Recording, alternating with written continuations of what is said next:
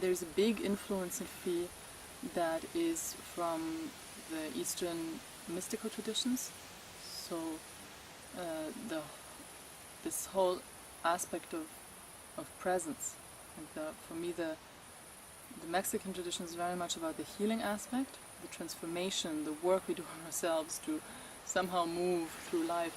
And then the presence is really this part of this mystical understanding that all is one, and although the expression of life is a constant movement that is never still and is constantly changing, because of that it's also unchanging. There's the stillness that comes in. And PHI brings these two together.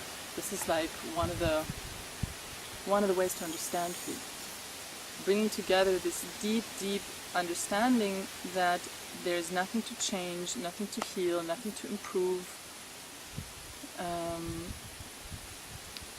with very, very powerful techniques and tools to facilitate change and movement and healing and transformation.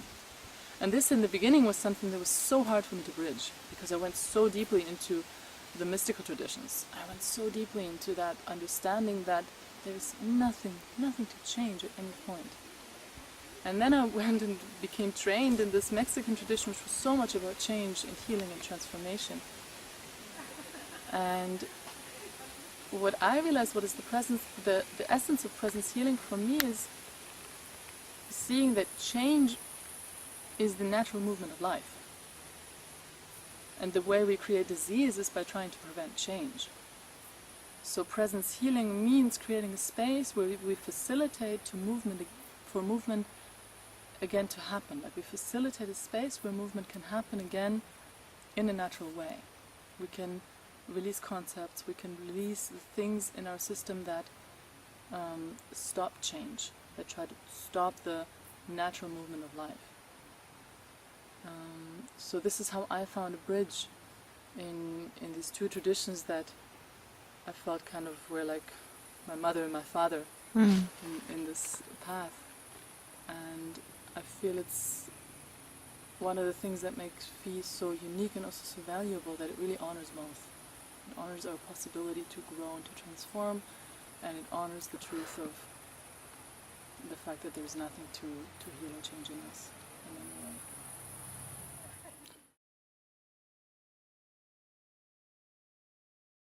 I train people to just be a space for somebody. And it's like it's the most precious thing we can be for somebody. Like, we get everything from each other. We get love, we get hate, we get judgment, we get caresses, we get praise, we get criticism, we get advice, we get support in so many different ways. But for someone to just be a space for us to be in is a very rare thing. And I feel like when I look at PHI and I look at how people are trained there, I feel it works. I see people being a space for each other. I see like the deeper they go into the tools and the more they practice that, actually, the more their system also learns that. Like, it's a knack that develops, and the more they become rooted in that state also. And for me it was a long journey. It was a very long journey of first just accessing that space in the context of, like, aside from my personal meditation excursions, but in a space of being available for other people as a healer. Suddenly I was like, wow, whenever I'm available as a healer, I go to that state and I can be that for people, and it's so precious for me. And then it went deeper to being that for people as a teacher. And then, like, it began to spread more and more and more also into my everyday life. And understanding, okay, how does it work to have that state and live on Earth, a normal life, because this is what I want to do, this is what interests me. I'm not interested in being some removed state of consciousness that is detached from this amazing experience we have here. Like, I'm very much into life. This is my thirst, this is my passion, to live in so many different ways, to experience life in so many different ways. So a removed state of consciousness is not something that calls me. So a lot of my journey is to explore that. How can I use this the space to be more total in love, to be more total in connecting, to be more available to what's happening, and through that be more satisfied in the way I live. And it's an ongoing journey. And I feel like every time one completes itself, one part of the journey, then you're like, okay, and there's the next. And there's the next, and there's the next.